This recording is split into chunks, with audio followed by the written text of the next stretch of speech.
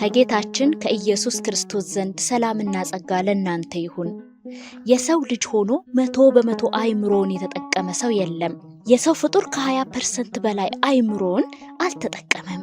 ይህ ሰው ግን የአእምሮውን አይኪው 100% የተጠቀመ ብቸኛውና የመጀመሪያው ሰብአዊ ፍጡር ነው። ለመጀመሪያ ጊዜ ከኦሪት ዘፍጥረት መጽሐፍ አስቀድሞ መጽሐፍ ቅዱስን የጻፈ ነው። ለመጀመሪያ ጊዜም የሰው ሁሉ የመጀመሪያ በሆነው ቋንቋ የገነት ቋንቋ ወይም በግዕዝ መጽሐፍን የጻፈ ነው። ይህ ሰው የጻፈው መጽሐፍም ለመጀመሪያ ጊዜ የተገኘው በኢትዮጵያ ምድር ውስጥ ነው። በምድር ላይ ከሚኖሩ ሰዎች ተለይቶ ወደ ሰማይ ከነስጋው የተወሰደና ከሰባቱ ሰማያት ውስጥ አንዱ በሆነው ከብሔረ ሕያዋን ውስጥ የሚኖር ነው። ይህ ታላቅና አስገራሚ ሰው ማን ነው? ሰላም የተወደዳችሁና የተከበራችሁ የክርስቶስ ቤተሰቦች የቻናላችን ተከታታዮች እንደምን ቆያችሁ? በዛሬው መርሃ ግብራችን ስለዚህ ታላቅና አስገራሚ ሰው እና ደግሞ ስለ ጻፋቸው አስገራሚና ድንቅ መጽሐፎቹ እንነግራችኋለን። ይህ ድንቅ ሰው መጽሐፉም ከኢትዮጵያ ምድር ተሰርቆ ወደ አሜሪካን ተወስዶ እንዴት በኢሉሚናንቲዎች እጅ እንደገባና ኢሉሚናንቲዎቹም ወይም ደግሞ የአዲሱ ዓለም ስርዓት ፈጣሪዎች የሳጥናኤል ልጆች መጽሐፉን መርዘውና ከላልሰው እንዴት እንደዘባረቁትና ስለዚህ መጽሐፍ አነጋጋሪነት ታላቅነት የጂ20 ሀገራት መሪዎችና ዝነኛ ሰዎች ባለሀብቶች በጥልቁ ውስጥ ተሰብስበው ስላሴሩት ሴራ ከሳጥናኤል ጎል ኢትዮጵያ ቁጥር 1 መጽሐፍ ላይ ይዘንላችሁ ቀርበናል። አብራችሁን ቆዩ። ይህ ታላቅ ሰው ሄኖክ ይባላል። የአዳም 7ኛ ትውልድ እንደሆነ በመጽሐፍ ቅዱስ በኦሪት ዘፍጥረት ምዕራፍ 5 ቁጥር 18 ላይ እናገኛለን። እግዚአብሔር አምላክም ለዚህ ሰው እጅግ ታላቅ ምስጢር ገልጾለታል። ስለ ሳጥናኤል አወዳደቅና የት ቦታ እንደሚገኝ አሳይቶታል። በዚህ ዓለም ስለሆነውና ስለሚሆነው አስቀድሞ ነግሮታል፣ አሳይቶታል። በዓለም መጨረሻም ስለሚሆነው ስለ አውሬው አሰራርና ስለ ዓለም ፍጻሜ አስቀድሞ አሳይቶታል፣ ነግሮታልም። ይህ ታላቅ ሰው ሄኖክ በእግዚአብሔር ዘንድ እጅግ የተወደደና የተከበረ ሰው ነው። ለእርሱ እጅግ ታላቅ ምስጢርም ተገልጾለታል። የጻፈው መጽሐፍም እጅግ ታላቅና ምስጢራዊ ነው። የአውሬው አሰራርና የወደፊት እቅዱና የዓለም ሰዎችን በእንዴት አይነት ስልት የራሱ እንደሚያደርጋቸው ሄኖክ በጻፈው ታላቁ መጽሐፍ በመጽሐፈ ሄኖክ ተጽፏል። ጠላት ዲያብሎስ ሰይጣንን ይህንን በሰው ልጆች ላይ ያሴረውን ታላቅ ሴራ ሰዎች አውቀውና ተረተው ራሳቸውን እንዲያድኑ ለማድረግ የታላቅ መጽሐፈ ሄኖክ ወደ ኢትዮጵያ ምድር የራሱ የሆኑትን የሰው ልጆች ወደ ኢትዮጵያ ልኮ መጽሐፉን አሰርቆ ምን ሴራ እንዳሴረና እንዳሴሩ ማለትም በዚህ በእኛ ዘመን እስካሉት የጂ20 አገራት መሪዎች ጋር ያሴሩትን ሴራ ከሳጥናኤል ጎል ኢትዮጵያ ቁጥር 1 መጽሐፍ ላይ እንመልከት። መጽሐፈ ሄኖክ የተባለው የዓለማችን የመጀመሪያው የሰው ልጅ ጽሕፈት ነው። ይህ ብቻውን ለየት ያደርገዋል። የመጀመሪያው ሆኖ በዚያች ሀገር ቋንቋ ብቻ መገኘቱም እንደዚያው። ሄኖክ ራሱም ቢሆን የሰው ልጅ ሆኖ 100% አእምሮውን የተጠቀመ ሰው ነበር። የሰው ፍጡር ከ20% በላይ አእምሮውን አልተጠቀመም። ሄኖክ ግን 100% የአእምሮውን አይኪው የተጠቀመ ብቸኛውና የመጀመሪያው ሰብአዊ ፍጡር ነው። በአሁኑ ሰዓት በየሰው እጅ የሚገኘው መጽሐፍም ቢሆን እንደ ማንኛውም መጽሐፍ ተራና ምንም ሊነግር የማይችል ይምሰል እንጂ በውስጡ ግን ብዙ እውነታዎች አሉበት። በዋናውና እኛ እጅ ብቻ ባለው ሙሉ መጽሐፍ ውስጥ ደግሞ ከሌሎች ሃይማኖታዊ ጽሑፎች የሚለይበት ዘርፈ ብዙ ነገር አለው። ከእነዚህም ውስጥ ዋናው ለመጀመሪያና ለመጨረሻ ጊዜ ገነት የተባለችው ለሰው ልጅ ታስባ የነበረችው ቦታ የት እንደምትገኝና ትክክለኛ ቦታዋ የት እንደሆነ በግልጽ የሰፈረበት መጽሐፍ መሆኑ ነው። ያም ሆኖ መጽሐፈ ሄኖክ በዓለም ላይ ባሉ መጽሐፍ ቅዱሶች ውስጥ እንዳይካተት ስላደረግን ማንም ልብ ሊለውና የመጽሐፉ አንድ አካል አድርጎ ሊቆጥረው አልቻለም። ትልቅ ሥራ የምንለውም ይህንን የመሳሰለውን ነው። በዚህ አንድ ምሳሌ ሌሎች ሁሉ ነገሮች ጠቅልላችሁ ማሰብና ስለ ሁኔታው መረዳት ትችላላችሁ። ሄኖክ ስለነበረበት ዘመን ብቻ ሳይሆን ስላልነበረበት የኋለኛው ዘመን ሳይቀር ጽፏል። ከዓለማችን ህዝቦች ውስጥ ይህን መጽሐፍ በዋናው መጽሐፋቸው በከፊልም ቢሆን አካተው የሚጠቀሙበት የኢትዮጵያና የኤርትራ ቤተክርስቲያናት ብቻ ናቸው። ጥቂቶች ነገሩን ተረድተው የመጀመሪያው ቋንቋ ግዕዝ መሆኑን እንዳያውቁና ሄኖክም የጻፈው በግዕዝ መሆኑ እንዳይታወቅ ብለንም መጽሐፉ በተገኘ ማግስት የተወሰኑትን ክፍሎች በግሪክ በኢብራይስጥ እያስተረጎምንና ድሮ የተጻፉ እንዲመስሉ አድርገን እያዘጋጀን በመካከለኛው ምስራቅና በአውሮፓ በትነናቸው። በዚህም የመጽሐፉን አወዛጋቢነት አጠናክረናል። አሁንም ድረስ ሄኖክ የጻፈበት ቋንቋ አወዛጋቢ እንደሆነ ነው ያለው። ያንን ያደረግነውም ሆን ብለን ነው። የኢብራይስጥ ቋንቋ የግዕዝ የልጅ ልጅ ነው። ቋንቋ ሲደባለቅ እንኳን ግዕዙ ብቻ ነው ህልውናውን ጠብቆ በኢትዮጵያ ብቻ ተወስኖ የቀረውና ዛሬ ድረስ ያለው። ቋንቋው በተደባለቀ ጊዜ ከሴም ነገድ የሆኑት የዛሬውን የኢብራይስጥ የተባለ ቋንቋ መናገር ጀመሩ። ከድብልቁ በኋላ የተወለደው አብርሃም ኢብራይስጥኛ መናገር ጀመረ። ከሱ በኋላ የተነሳው ትውልድ ይዞት ቀጠለ። በሙሴ ዘመንም ያንኑ ነበርና የሚጠቀሙት። ኦሪት ሕግ ተጽፎ ተሰጣቸው፣ አጠኑት፣ ተማሩት። ያ ኦሪት ሕግ ደግሞ ወደፊት እንደሚብራራ ወደ ኢትዮጵያ ገባና ወደ ግዕዝ ተተረጎመ ነው ታሪኩ። ለዚህ ነው ብዙ ጊዜ የምስቀው። እነሱ ግን ጠቃሚ እንዳልሆነ ስለሚያምኑ በቀላሉ የምንላቸውን ለመቀበል አንገራግረው አያውቁም። ስለዚህ መጽሐፈ ሄኖክ ለኛ በጣም ወሳኝ ስለነበር ትኩረት አድርገንበት ቆይተናል። እነዚህን የመሳሰሉ ሰፊ ስራዎችንም ሰርተናል።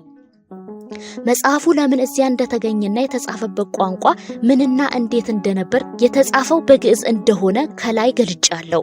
አዎ መጽሐፉ የተጻፈው በገነት ቋንቋ ነው። ባለ 60 በሆነውና ለመጀመሪያው ሰው ለአዳም ተብሎ በተዘጋጀው ባለ 7 ተነባቢ ፊደላት ባሉትና 26 ሆሄያት በያዙት ፊደላት ቋንቋ ነው የተጻፈው። ኢትዮጵያውያኑ ግዕዝ ይሉታል። ይህ ቋንቋ ሃይማኖታዊ ቋንቋ አልነበረም። የዓለም ሕዝብ ወይም የሰው ልጅ ሁሉ ቋንቋ የነበረ ነው። ቋንቋዎች ሲከፋፈሉ መነሻቸው ግዕዝ አድርገው ነው። በዓለማችን በአሁኑ ሰዓት ብቸኛ የግዕዝ ቋንቋ ተጠቃሚዎች ኢትዮጵያውያንና ጥቂት ኤርትራውያን ብቻ ናቸው። በ19ኛው መቶ ክፍለ ዘመን ጀምሮ ግን ያን ቋንቋ በሌላ ተክተው የግዕዝ ዘርን ሳይለቅ በታደሰ ቋንቋ ለውጠውታል እና የሄኖክ መጽሐፍ የተጻፈው በግዕዝ ነበር። ከዚያም በጥቂቱ የተበረዘውን ወደ አማርኛ ተረጎሙት። እነሱ ግን ያን ከማድረጋቸው በፊት ግን ገና ግዕዝን ይጠቀሙ በነበረ ጊዜ እኛ በኢብራይስጥና በግሪክ ተርጉመን በድንገት የተገኘ አስመስለን ሰው በማይበዛበት ጫካ ጣል ነው። ተገኘ ተብሎ ጉድ ተባለ። በእስራኤልም እንደዚያ ነው ያደረግነው። ቀጥሎ ወደ እንግሊዘኛ ወደ ሁሉም ቋንቋዎች ተተረጎመ። እውነታዋ ግን እኛ ዘንድ ብቻ ናት።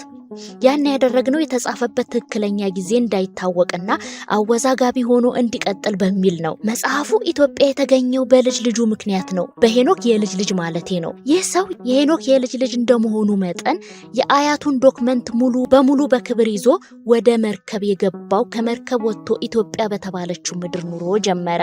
መጽሐፈ ሄኖክም 5 ያህል ጥራዞች ይኖሩት እንጂ አንዳቸውም ሳይወስዱ ሁሉም ጥራዝ ኢትዮጵያ ነው የቀረው። 4 ጥራዞች በኢትዮጵያ የተለያዩ ስፍራዎች ነበር የሚገኙት። ዋናውንና አንደኛውን ግን አብረው የነበሩት ነገዶች ወይም የልጅ ልጆቹ ኖህ ሲሞትና ሲቀብሩት ዋናው መጽሐፈ ሄኖክንና ሌሎች ታሪካዊ ሰነዶችንም በመቃብሩ አኖሩት። በ1956 ዓመተ ምህረት ከዓለም ሕዝብ ተሰውሮ የኖረው የኖህ የመቃብር ቦታ ሊገኝ ቻለ። በ1956 ዓመተ ምህረት አንድ የኢትዮጵያ ንጉስ በመቃብሩ ላይ ቤተ መንግስት ገነባበት። ብቻ ግን ከብዙ ዘመን በኋላ ኖህ የተቀበረበትን ቦታ የተባለው ንጉስ በተባለው ዘመን በድንገት ያን ምድረ በዳ የመሰለ ቦታ ለቤተ መንግስትነት ለማዋል አሰበና አሳጠረው። ከግንባታው በፊት ሲቆፈርም ከኖህ ጋር አብረውት የተቀበሩ በርካታና ልዩ ልዩ የከበሩ ማዕድናት ሲገኙ ይህ በቆዳ የተጻፈ የሄኖክ መጽሐፍም አብሮ ይገኝና በንጉሱ እጅ ይገባል። ስለዚህ ዋናው የሄኖክ መጽሐፍ ለ5500 ዓመታት ተቀብሮ ኖረ። የዛሬ 400 ዓመት ገደማ ነው የተገኘው። ከሌሎች ከ4ቱ ጥራዞች የበለጠ ለኛ ወሳኝ የሆነው ዋናው ነው። በዚህም ከጥፋት ውሃ የተረፈ የሰው ልጅ የመጀመሪያው መስፈሪያ ምድር ያች አገር መሆኗ ተረጋገጠ። ምክንያቱም የአያቱ መጽሐፍ ይዞ ነዋ የተቀበረው። ከሱ ጋር አብሮ አጽሙ ተገኘ፣ ሀብቶቹ ተገኙ፣ መጽሐፈ ሄኖክም ተገኘ። ሁሉም ነገር ኢትዮጵያ ተገኘ። በዚህ መሰረት ይህ ወሳኝ የሆነ የሄኖክ መጽሐፍ ተገኝቶ በንጉሱ እጅ ገባና በክብር ይቀመጣል። ከዚያ ከጥቂት 10 ዓመታት በኋላ ተፈራርቀው ከነገሱት ነገሳስ ውስጥ በአንዱ ዘመን የስልጣን ጸብ ይነሳና አንዲት ተዋበች ወይም ደግሞ ምንትዋብ የተባለች ባልቴት ንግስት ከቤተ መንግስት እንድትገለል ይደረጋል። በዚያን ጊዜ ከከተማው ራቅ ብላ ትሄድና ይህን ቤተክርስቲያን አሰርታ በዚህ መኖር ትጀምራለች። በቤተ መንግስቱ ውስጥ የነበሩት አንዳንድ ዶክመንቶች ስትወስድም ዋናውን መጽሐፈ ሄኖክን አብራ ነበር የወሰደችው። በወቅቱ ነገስታቱ ህፃናት ስለነበሩና የወቅቱ ሁኔታም ለስልጣን ሲሉ ያደረጉት በነበረው ፍልሚያ የተወጠረ ስለነበር የሄኖክ መጽሐፍ በተገኘ ጊዜ በውል ሊመረምሩትና ሊያስመረምሩት አልደፈሩም። ጊዜውም አልነበራቸውም። በዚህ ላይ የኛ የቀድሞ ሰዎች የነበሩት ጳጳሳትን እየላክን ነበርና የምናስተዳድራቸው ሁሉንም ነገር በቅርብ ርቀት ሆነው ይከታተሉትና መንፈሳዊ ሰነዶችንም ይቆጣጠሩ ነበር። በእነሱ አማካኝነትም በዚያ ዘመን መሰራት የነበረበት ስራ ሰርተናል። ዋናውና የመጀመሪያው መጽሐፍም እዚያው ተትቶ በንግስት ተዋበች ወይም ምንትዋብ በተሰራውና ጉስቋም ተብሎ በሚጠራው በዚህ ቤተክርስቲያን ውስጥ መጽሐፉ ተቀምጦ ቆየ። ወዲያው የኛ ጳጳስ መረጃውን ለቀድሞ አባሎቻችን ተንትኖ ሲገልጽ ወዳጅ አድርገን ይህን ሰው ላክ ነው።